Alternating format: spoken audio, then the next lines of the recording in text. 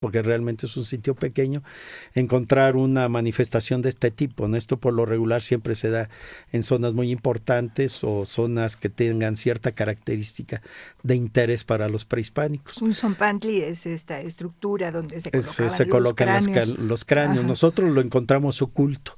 Desmontan los cráneos y los esconden. Y estaban cubiertos por un cuauhxicali polícromo grande, ¿no? Que es la representación de un maguey que se le despunta, se le quita las hojas.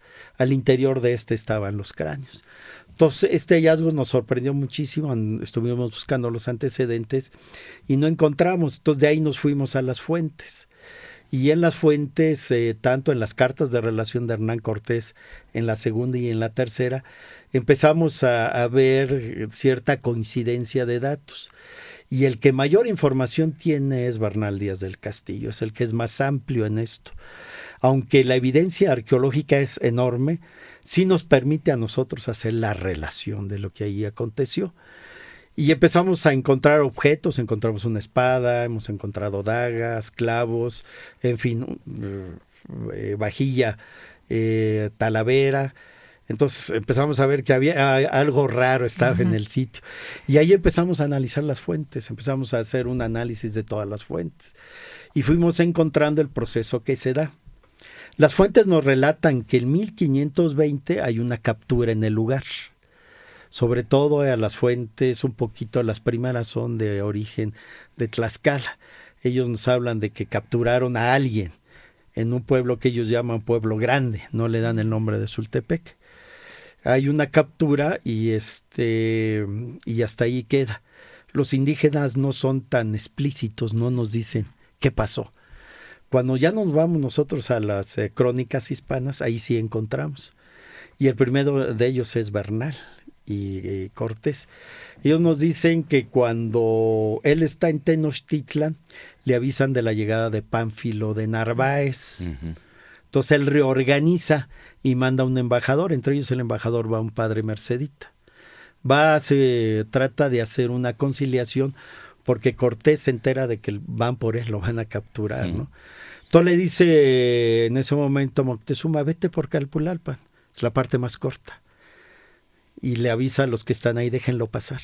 Entonces va, se encuentra con Pánfilo y en una situación muy rápida lo logra vencer y convence a los soldados y a la gente que trae para irse al centro de México. Cuando está en Zempoala se entera de lo que hace Pedro de Alvarado. Zempoala, Veracruz, porque ahí está Pánfilo. Se entera de lo que hace Pedro de Alvarado, la matanza, y organiza, él tiene que organizar rápido las cosas. Entonces nos habla de 2 caravanas. En una agarra a todos los soldados que trae Pánfilo, les ofrece oro, les ofrece muchas cosas. Aceptan y se los lleva. Y en otra caravana pues quedan algunos soldados, pero habla de 1 o 2 mujeres, habla de una parla, y los demás son mazahuales, cargadores, enfermos. Una mulata. Mulata. Ella la nombra Parda. A ella le da el nombre de Parda.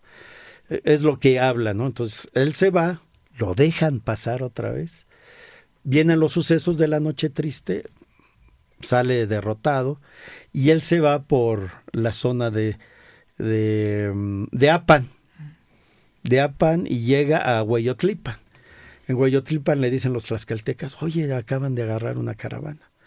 ¿No te enteraste? No, pues Cortés viene de una derrota, ¿no? ¿Sí, no?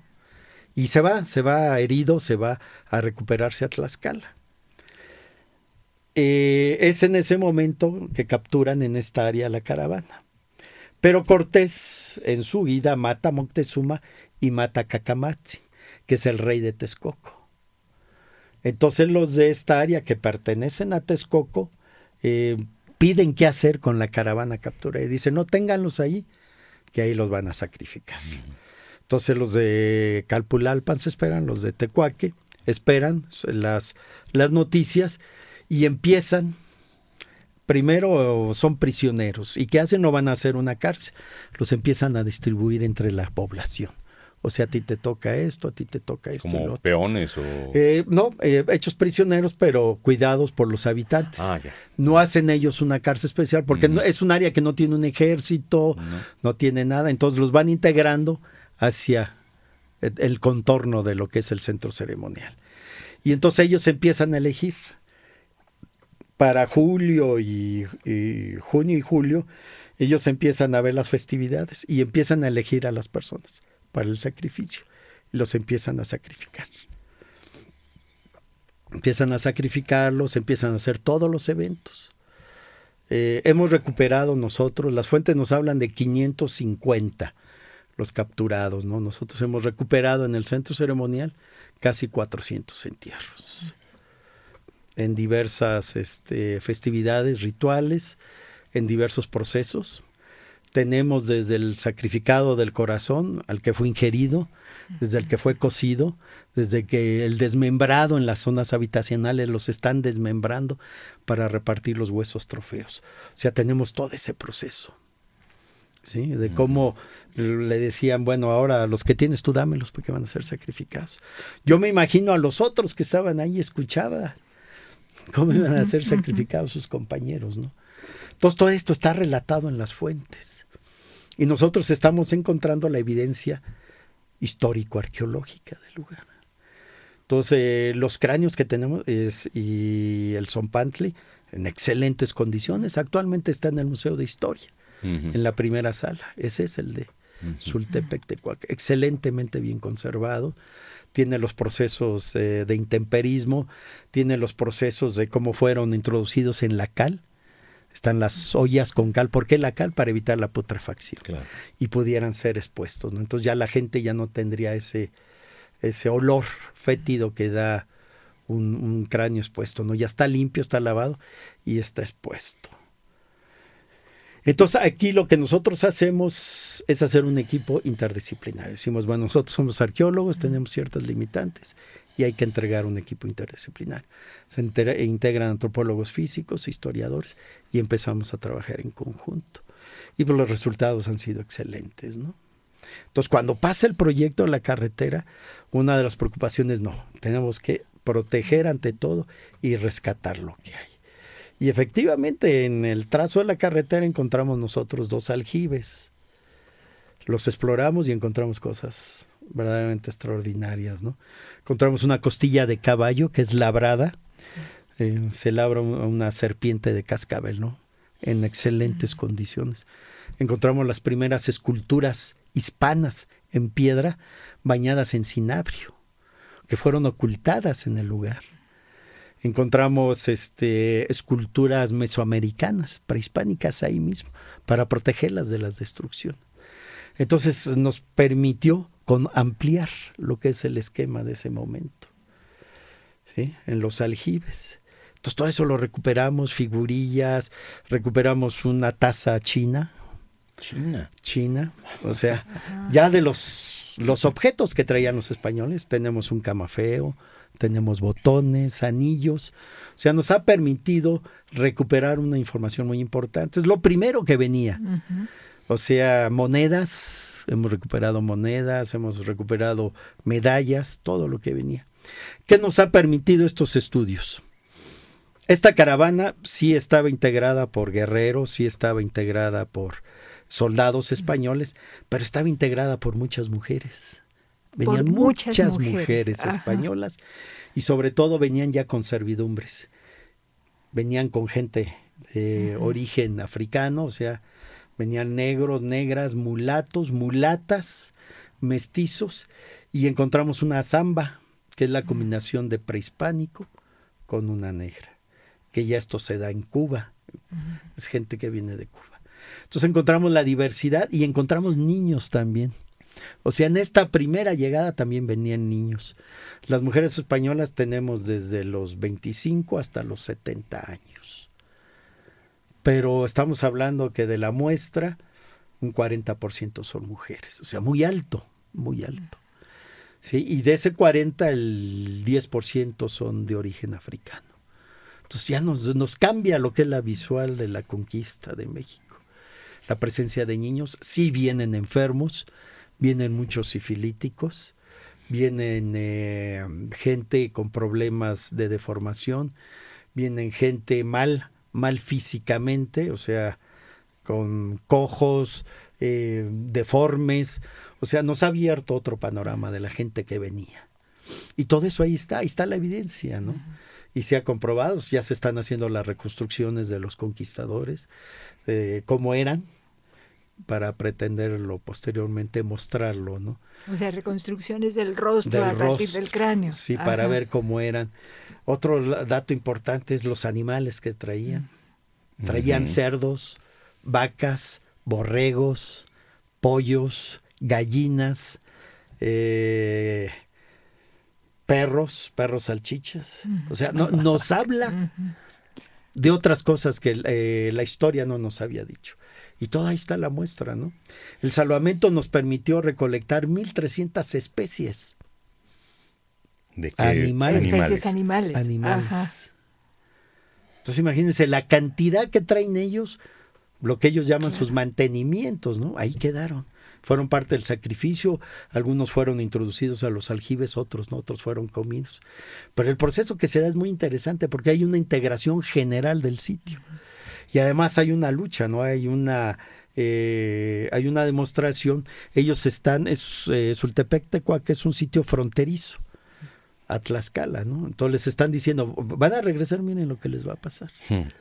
Aquí va a quedar. Y efectivamente, ¿no? Cuando Cortés se entera, al regresar, él se va por lo que le llaman el Paso de Cortés.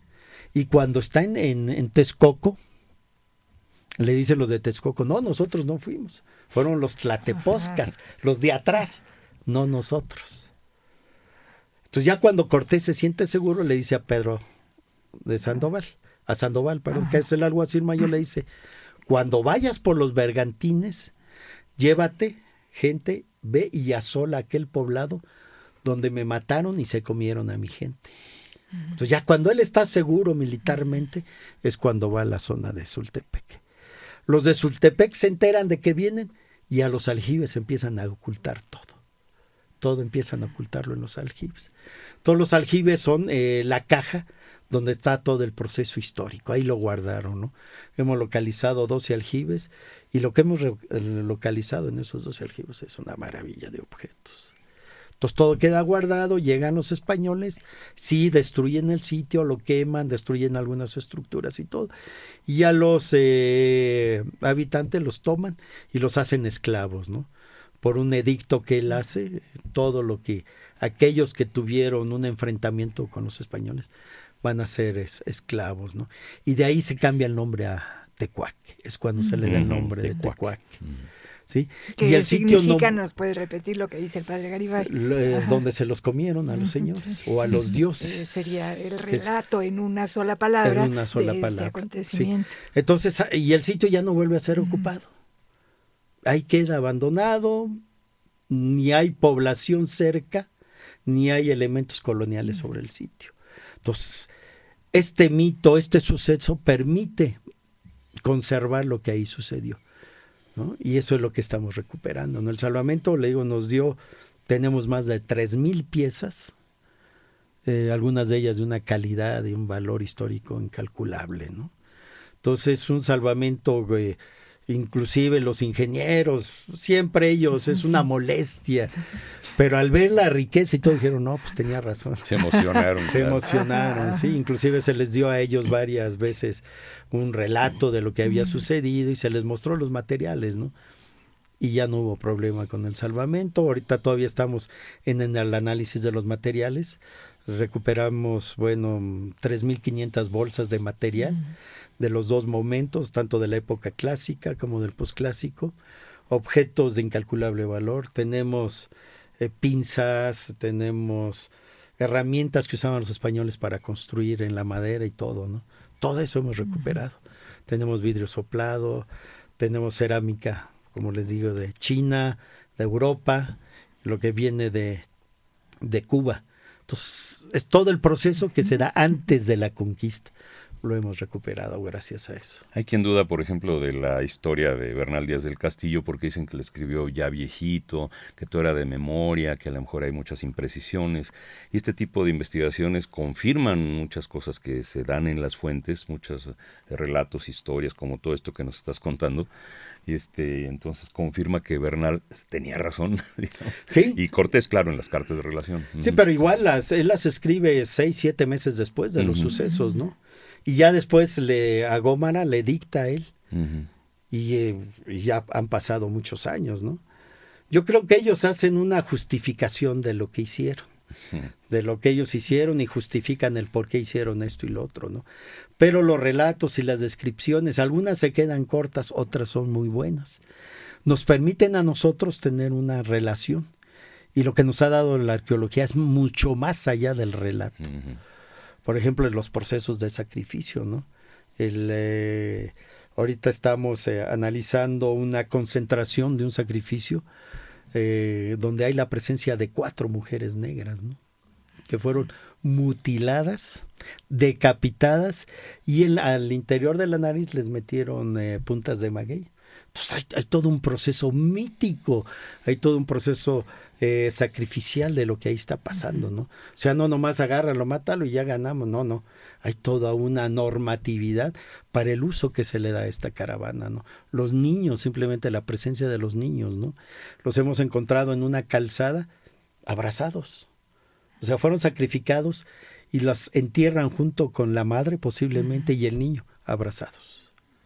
Entonces nos habla de muchas situaciones que se dan Fueron 6 meses que estuvieron ellos capturados, ¿no? Pero el sitio toma una relevancia importantísima, ¿no? Se transforma, se hace un axis mundi para poder realizar el sacrificio. ¿Qué significa axis mundi?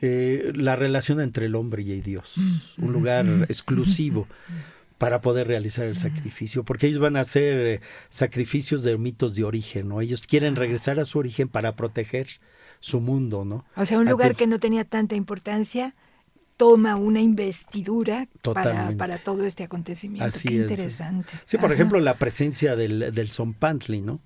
El Zompantli vamos viendo que es depositado en parejas. Sagún nos relata que son sacrificados en pareja.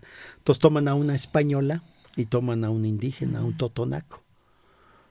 Los toman y los sacrifican. Al otro día toman otros 2 y vuelven a hacer lo mismo. Y el proceso de colocación en el Zompantli es primero 2, otros 2. Suben, cuando se les cae la mandíbula, pierden lo terrestre y se vuelven celestes, van subiendo. Entonces van colocando, hasta tener posiblemente 18 en el Zompantli. Termina, ya son guerreros y son enterrados al sur. Y por eso son cubiertos. ¿Sí? Entonces hay todo el proceso mítico, ¿no? De Huitzilopochtli, el origen de Huitzilopochtli. ¿Sí? Quetzalcóatl pues ya es una deidad vieja, por eso está al poniente. El que surge es Huitzilopochtli. Entonces ellos dividen sus plazas, aquí van a hacer sacrificios de guerra, aquí sacrificios agrícolas, aquí sacrificios de mitos de origen. Entonces, todo está muy bien separado, no existe una revoltura. O sea, hay un patrón en lo que ellos realizan, ¿no? Que eso es muy importante. Y la evidencia ahí está, y tenemos, por ejemplo, individuos que fueron echados vivos al fuego, ¿no? El hueso está calcinado, está carbonizado. Entonces, cuando uno ve, dicen los impactos, dicen, no, pues aquí estuvo terrible para ellos, ¿no? Pero ella también era la defensa de estos asentamientos, ¿no? De los prehispánicos. Qué interesante, de verdad, porque estamos hablando primero la intensidad del acontecimiento y después esta posibilidad de reunir la evidencia arqueológica para confirmar un hecho histórico registrado en las fuentes. No es tan habitual, pues, que la arqueología pueda trabajar en esta imbricación con la historia tan interesante, creo yo, ¿o sí? No, bueno, estaba lo que se había hecho en el Templo Mayor, ¿no? Ajá. Pero la evidencia no era tan contundente. Bueno, lo del Templo Mayor es una riqueza monolítica impresionante, ¿no? Aquí es el primer contacto, es el primer golpe que se da, es una captura y que son seleccionados para el sacrificio. Desde los niños, mujeres y guerreros y más iguales. Todos ellos van a participar, todos. ¿Y qué nos ha dado a nosotros? Pues nos ha dado la amalgama de grupos étnicos que integraba. Vienen taínos, vienen totonacos, viene gente del área maya, vienen pues los europeos, vienen los negros, ya viene el mestizaje. O sea, esa amalgama, ¿no? Si nosotros leemos los libros de historia, pues no nos dicen quién venía, pues nomás dicen que nos hablan de Cortés y un grupo de soldados. Ahora ya sabemos, ¿no? Y una gran cantidad de presencias de mujeres, ¿no? Lo que más nos sorprendió fue la presencia de mujeres, sí. Muy alto la presencia de mujeres. Y mujeres europeas. Mujeres europeas, ¿no? Y ya pues, trayendo ellas mismas, pues, propia servidumbre, porque venían del área de Cuba, ¿no? Yo sé que no eres antropólogo físico, pero a mí se me hace como imposible distinguir una osamenta de un sambo, de gente de origen africano, un europeo, un indígena, si es maya, si es totonaco. Bueno, sí, el estudio que nos hace el doctor Carlos Serrano, él nos empieza a decir, no, es que esto tiene una característica diferente. Él nos empieza a hablar, él tiene pues una infinidad de trabajos que ha hecho en todo México, y ha podido él definir los grupos étnicos que habitaban. Entonces, cuando nosotros le mostramos en el proyecto la cantidad de entierros que tenemos, empieza a ver y dice, no, pues este está raro, ¿no? Está raro. Sí. Entonces nosotros empezamos a aprender. Ajá. Por ejemplo, el de los negros, pues el tabique nasal no es recto, no se les ve. Nosotros es aguileño, es europeo, no, el de los negros. Por eso es que se les hace la nariz ancha. Entonces el tabique es plano. Entonces lo empezamos, lo vemos de perfil y se van viendo las diferencias. Los dientes mismos, ¿no? En la época prehispánica son los dientes de pala. Los europeos no lo tienen. Entonces ahí se van viendo las diferencias en esas particularidades, en esas especialidades, ¿no? Entonces se van viendo y se va incrementando la información. Y es ahí donde se hace la separación. Tenemos los diferentes grados de deformación craneana que había en Mesoamérica, claro. Están representadas ahí, ¿no? Entonces ellos definen, bueno, este es de esta área, este es de esta área, y entonces se va integrando, ¿no? Cuando pasa Cortés se integra, se va, y entonces todo se lo lleva. Las características de los totonacos, las de los otomís, también tenemos otomís, pues son los que están al norte de Tlaxcala, que también toman ellos. Entonces todo eso se va amalgando en ¿no? Entonces ya son los especialistas que nos definen, ¿no? Ya son antropólogos forenses los que están haciendo las reconstrucciones de los cráneos, ¿no? Al ver ya las características con fórmulas que ellos tienen. Entonces nos están permitiendo ver a aquellos que venían en estas caravanas, ¿no? Hay una cosa, perdón, que también me gustaría como subrayar, porque en esto que nos estás contando, al tener el relato de las fuentes, pues sabemos lo que significó ese hecho para los conquistadores europeos, para la gente que venía con Cortés. Pero esta discreción de la que nos hablabas en las fuentes indígenas, el trabajo arqueológico está permitiendo conocer, si no me equivoco, qué significado tuvo este acontecimiento para los indígenas al ver las diferentes formas de sacrificio, la forma en la que fueron tratados los restos. ¿Estoy en lo correcto? O sea, ahí estaría aportando esa sección, digamos, de la historia, la arqueología. Sí, hay que recordar que la historia la hace el triunfador, el que gana, claro. Y aquí vemos que los que perdieron o los que estaban protegiendo su mundo hicieron lo que les tocaba. Entonces, a través de sus rituales, ellos dejaron la huella. Entonces, nos toca a nosotros interpretarles y sacarles la información, ¿no? Y eso se está logrando, ¿no? Poco a poco estamos nosotros reinterpretando en lo posible cada una de estas rituales que tenemos, ¿no? Tenemos una cantidad inmensa de rituales, ¿no? Por ejemplo, tenemos el ritual de origen de Mayagüel, porque era una zona donde se explotaba el maguey. Hasta la fecha, ¿no? Hasta la fecha. Sí. Ellas toman a una mujer indígena, la sacrifican, ¿no?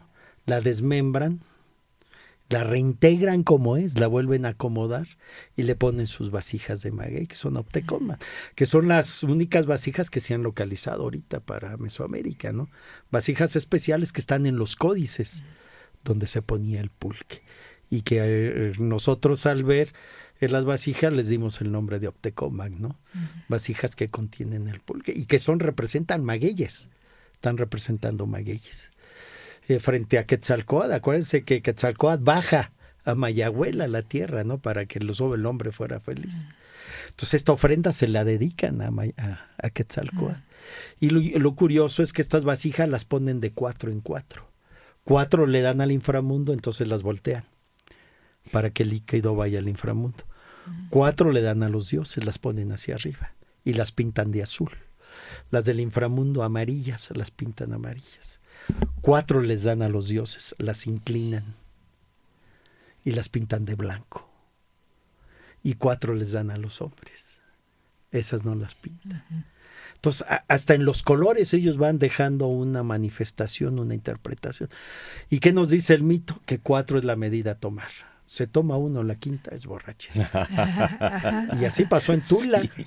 Cuando Quetzalcóatl toma la quinta, se emborracha. Entonces, está reflejado en un ritual prehispánico la presencia del mito, ¿no? Y hemos recuperado 32 vasijas desde cómo crece el maguey hasta su productividad. Muy bonitas las vasijas. Eso sí, les digo que son las primeras que se han localizado de este tipo, ¿no? Pero así como nos lo cuentas, es como una especie de cabo, digamos, del que se puede seguir jalando para llegar a tiempos más remotos y tener datos más precisos sobre hallazgos que se tengan en sitios arqueológicos o en puntos diferentes del país con un pasado más remoto. Así es. Ajá. Sí, aquí lo importante es cuando se realiza la investigación estar muy certeros en la información tanto histórica como en la arqueológica, ¿no? Claro. No dejarse llevar por 2, 3 elementos, sino tener la seguridad, ¿no? Y eso nos permite una riqueza en la información, ¿no?, que se va obteniendo. También llama la atención que el sitio quede como ya marcado por lo que sucedió ahí, que no hay presencia colonial virreinal posterior. No, en absoluto. Que así como que ahí ni se metan, ¿no? Sí, no, aquí pasó, aquí sí se los comieron, ¿no? Aquí no se metan. Sí, que está limpio totalmente, es un sitio limpio, no nos cuesta, la evidencia casi sale a flor. Se ven a veces en el recorrido que nosotros hacemos de superficie, se ven los muros, el trazo de los muros. O sea, hubo un respeto a lo que ahí pasó. Hubo un temor. Llegan los franciscanos y ellos se asientan 600, 700 metros de distancia de ahí, ¿sí? O sea, hasta a ellos les causa cierto temor el lugar, ¿no? Por lo que ahí sucedió. Inclusive cuando es las encomiendas, nadie acepta ese lugar en la encomienda, queda abandonado. Hasta finales del 16 la toman. Entonces es muy importante, que algo pasó allí y por eso esta situación que se da, ¿no? Como arqueólogo, ¿qué significa, digamos, en la trayectoria de un arqueólogo formar parte de un hallazgo de esta naturaleza? Por decir un poco de forma muy directa, ¿qué se siente? Bueno, o sea, todo arqueólogo queremos ser famosos, ¿no? A veces el ego nos ayuda, ¿no? Pero yo creo que aquí es, para mí lo importante es la riqueza que hay, la riqueza histórico-arqueológico. Porque si uno agarra un libro, y dice, bueno, está el dato. No, pues qué interesante, ¿no? Esto es lo que aquí pasó, esto es lo que aquí es. Y lo que tanto la doctora como yo lo que queremos es que esto se plasme. Que sí mencionemos a la doctora Ana María Jarquín Pacheco, que iba a estar con nosotros, pero no pudo estar, pero que digamos es este trabajo que se ha hecho. Es parte del proyecto, ¿no? O sea, ella tiene su proyecto, lo deja un rato, se viene al salvamento, después se integra, va y viene, ¿no? Pero, o sea, tanto el propósito de la doctora como el mío es hacer una investigación lo mejor posible y plasmarla para que el público la vea. Porque es desconocido para ellos, ¿no? Para que vean otra forma de lo que pasó en la conquista de México. Que va a ser duro, porque van a decir, no, es que se los comieron, entonces sí eran caníbal. No, pero hay un proceso aquí de conquista, hay un proceso que pasó. Entonces, velo desde otro punto de vista. Hubo una resistencia, es un lugar que tuvo una resistencia a la conquista, ¿no? Sí. Entonces es muy importante para nosotros. ¿Los restos animales que habías mencionado, Enrique Martínez Vargas, también eran sacrificados o ya son más bien depósitos? No, por ejemplo, los españoles traían cerdos. Ajá. Ellos, muy importante, inclusive Cortés mata españoles porque le roban cerdos. Entonces para ellos es muy importante porque es parte de su dieta. Claro. ¿Sí? Entonces ellos traen, en lo que nosotros encontramos fueron 5 cerdos, 3 adultos y 2 pequeñones, ¿no? Lechones. No se los comen, los matan y los meten a un aljibe. Es el único animal doméstico que trae el español que no se lo comen. Pero por ejemplo la vaca, el caballo, los perros, gallinas, cabras, eso sí se lo comen, el cerdo no. Entonces nos extrañó muchísimo porque el cerdo no.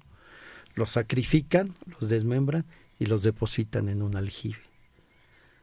Los otros animales, sí. Entonces ahí sí todavía no sabemos qué pasó, qué pasó con eso, pero sí, o sea, hay una integración a la dieta de los indígenas de los animales europeos, exceptuando el cerdo. Y ahora el cerdo, pues ya no lo dejamos, ¿no? Que las carnitas, que claro, todo eso, ¿no? Pero en su momento no, ellos no lo tocan, no se lo comen, lo matan, lo meten al inframundo y ya, hasta ahí queda, ¿no?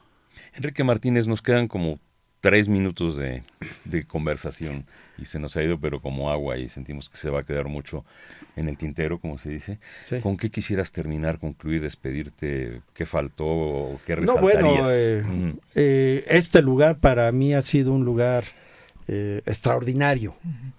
Extraordinario en cuanto a la obtención de materiales, ¿no? Tenemos más de 5,000 piezas, unas de ellas únicas, de primera mano.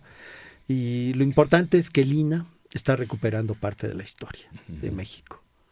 Yo creo que eso es lo más importante. Yo soy un investigador del INAH. Y yo le debo de agradecer al INAH que me dio esta oportunidad. ¿Sí? Y el material ahí está. Y ojalá, y está en proceso de que se dé a conocer, ¿no? Integrar, hablar sobre todos los sacrificios que se hicieron, mostrar lo que realmente ahí pasó, ¿no? Yo creo que esa es la gran riqueza, no de Enrique Martínez, del sitio, y de lo que posee el INAH, ¿no? De la responsabilidad de lo cual es el INAH para difundir. Yo creo que eso es lo más importante. Bien, pero bueno, muchas gracias al arqueólogo Enrique Martínez Vargas por esta entrevista y también por este trabajo y por esta dedicación. De verdad, pues ha sido una conversación muy interesante y estaremos atentos a ver cómo avanzan los trabajos, porque bueno, el proyecto de salvamento, en este salvamento carretero, está en curso todavía, ¿verdad? Sí, estamos ahorita en análisis de materiales. Le digo, hemos recuperado 3,000 piezas que se integran a las 5,000 que tenemos. Entonces, hay una gran riqueza histórico-arqueológica en el lugar, ¿no? Ojalá se dé a conocer, ojalá la conozcan y que vean lo que es el primer contacto. Es muy importante, el primer contacto de una conquista. ¿Cuándo terminará este salvamento? Este salvamento termina a mediados de noviembre. Ya yo concluyo lo que es análisis de materiales. Campo ya terminamos. Sí. Ahorita estamos en cuantificación y sacando datos y todo. Ya en mediados de noviembre ya concluimos. Pues muy bien, pues muchas gracias, doctor Enrique Martínez Vargas, por esta conversación sobre este proyecto de salvamento carretero Calpulalpan, Ocotochco, Sultepec, Tecuaque. En fin, estuvimos en el equipo de producción, Gabriela Amarentes, Evanibaldo Morales, Ulises Gama, Lauro Gaspar, Yurira Contreras ante el micrófono, gracias, Juan Staco, servidor. Enrique, muchas gracias. No, yo les agradezco esta oportunidad para expresar lo que hay en el lugar. Gracias, hasta pronto. Buenas tardes. Buenas tardes.